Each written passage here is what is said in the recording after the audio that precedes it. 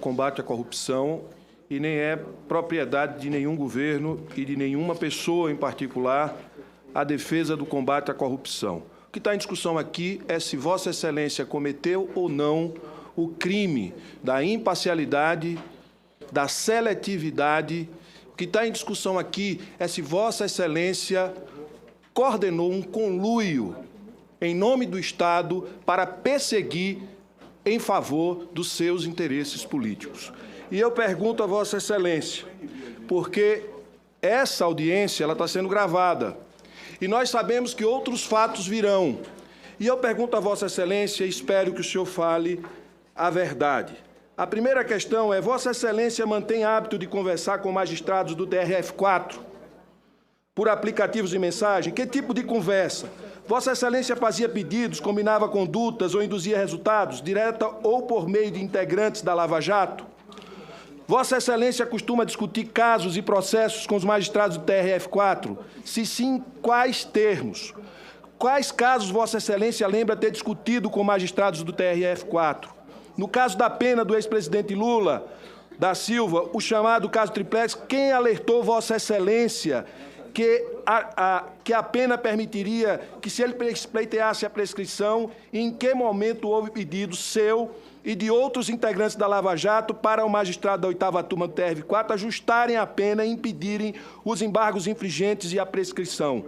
O que Vossa Excelência acha do cálculo dos 3 magistrados da 8ª turma do TRF4 ter coincidido exatamente nos termos de 12 anos e 1 mês de reclusão? E o que o senhor acha da reprimenda do STJ ao aumento da pena promovido pelo TRF4, no caso citado, como diminui tal pena para 8 anos, 10 meses e 20 dias? E eu queria fazer mais algumas perguntas nessa linha, sempre acreditando que o senhor vai falar a verdade, porque isso está registrado, está nos anais da casa e pode ser utilizado em qualquer momento. O senhor estava de férias no momento do habeas corpus, que foi pedido e que foi deferido pelo desembargador Rogério Fravetto. Nesse período, o senhor conversou com algum delegado da Polícia Federal e indicou que o presidente Lula não deveria ser solto até que a liminar fosse revertida? Nesse período, o senhor conversou com algum desembargador do Tribunal Regional Federal da 4ª Região e nessa conversa se contentava que a liminar deveria ser revertida, que o preso não fosse solto? E mais, o senhor conversou com algum procurador integrante da Força-Tarefa da Lava Jato e nessa conversa se comentava que a liminar deveria ser revertida para que o preso não fosse solto? O senhor se sentiu frustrado, decepcionado, desautorizado ou sentiu qualquer outra emoção quando tomou conhecimento da liminar de soltura do presidente Lula? E mais, o senhor demonstrou isso nas conversas com desembargadores, ministros do STF, do STJ ou delegados da Polícia Federal? Ou seja, essas perguntas, elas têm o objetivo de saber que relação o senhor mantinha com membros de uma operação que não era de investigação, que não era obrigação sua investigar, a obrigação era do Ministério Público e o senhor, o tempo todo, conduziu e disse como o Ministério Público deveria agir. E no direito todos nós sabemos, existe o advogado, que é responsável por uma parte, que é a parte privada, o Estado representado pelo Ministério Público e a Justiça, que é representada, neste caso, pelo senhor e pelos desembargadores, que tem que guardar distância. E o senhor não guardou distância, por isso a caracterização de conluio que o senhor estabeleceu em nome do Estado para perseguir e obter vantagens políticas, como aparece nos áudios, nos registros que foram divulgados pelo site que, ora, tem demonstrado essas questões. E, por fim, eu quero fazer uma pergunta ao senhor. O senhor passou 2 dias fazendo um curso com a R7 de comunicação. Curso para vir aqui e conseguir se comunicar e passar a ideia para o Brasil de que o senhor é o grande guardião da moral e da lei. Eu pergunto, quem pagou os 180 mil, 250 mil que a R7 cobra por esse tipo de treinamento? Quem pagou? Fica a pergunta, a Media Training. Quem pagou o senhor? Quem pagou? Foi o senhor? O senhor tirou esse recurso de onde? Com o salário de ministro? O senhor tem reserva? Eu queria saber. E a última pergunta que eu queria fazer é o seguinte: Eu faço na réplica, por favor, senador, porque o tempo já está esgotado. Ele disse que faz na réplica. Ele vai fazer na réplica. Por favor. Senador, Ministro. eu não sei onde o senhor está obtendo essas informações, mas o senhor está absolutamente equivocado. Essa história é uma loucura. Não existe nada de media training, R7, dinheiro que foi pago. O senhor tem alguma coisa nesse sentido? Não tem nada. Não existiu, esse fato não existiu. O senhor está fantasiando, desculpe. Né? O que aconteceu foi que, desde que aconteceu esses fatos foram divulgados, nós procuramos algumas pessoas para esclarecer, parlamentares, nós conversamos. O único auxílio que eu tive durante todo esse período foi minha assessoria de comunicação no Ministério. Não fiz media training nenhuma para vir aqui. Eu não preciso fazer media training para vir aqui falar a verdade. Desculpe. Se o senhor tem esses elementos, se o senhor tem, apresente, então. São falsos essas afirmações que o senhor está fazendo.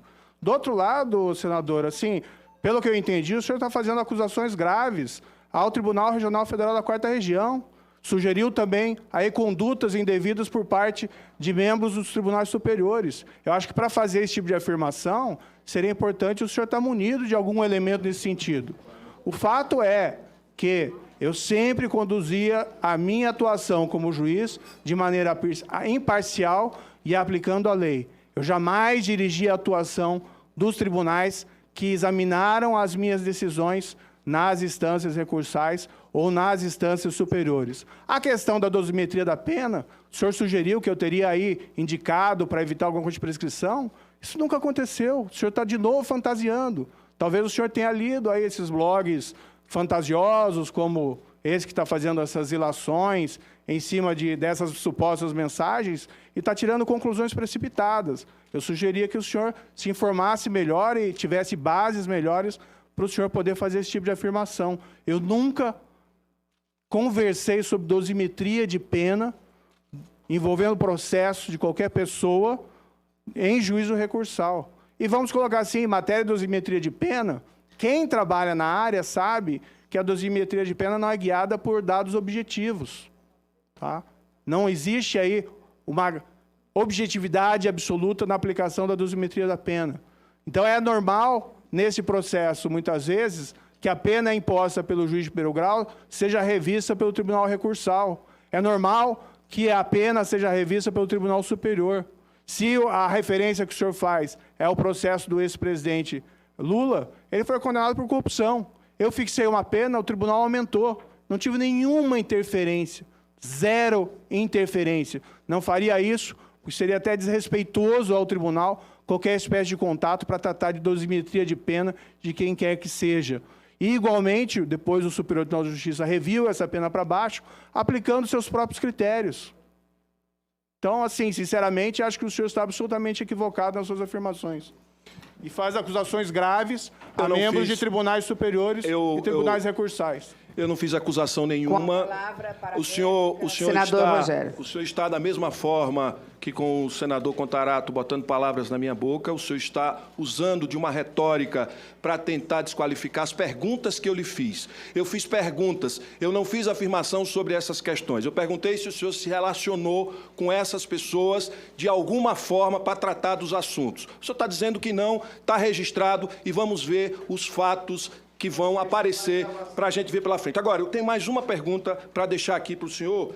Da mesma forma que o senhor fez busca e apreensão na casa dos familiares do presidente Lula, dos filhos, da mulher, de todo mundo, eu pergunto, a sua esposa, que é advogada, advoga para empresas internacionais que trabalham ou que trabalharam no setor petrolífero,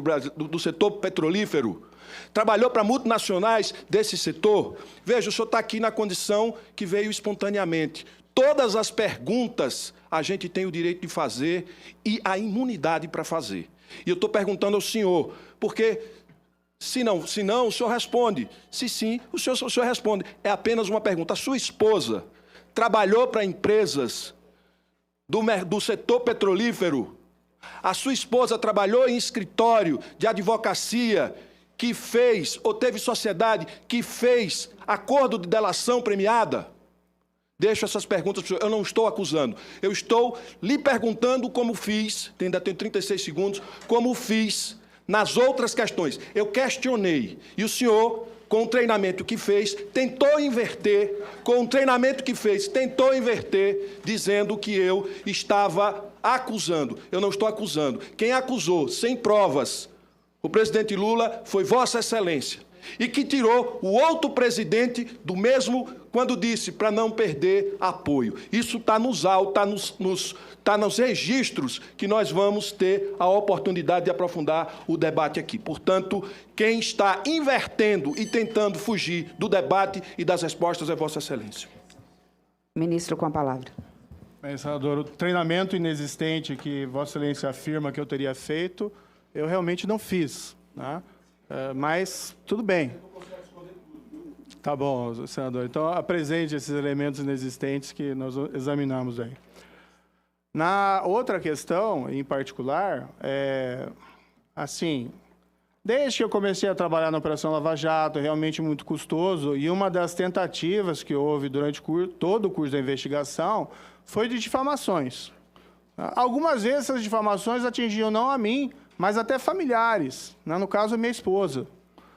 A minha esposa tem advogado para a empresa internacional, eu sei que tinha lá um fake news lá que teria advogado para a Shell, então era todo um plano de destruição da Petrobras para que a malvada Shell chegasse aos nossos campos de petróleo. Assim como surgiu a história da CIA, né? Que o ministro Moro, o juiz Moro, era um agente da CIA disfarçado para destruir as estatais brasileiras. Isso são todas fantasias. Né?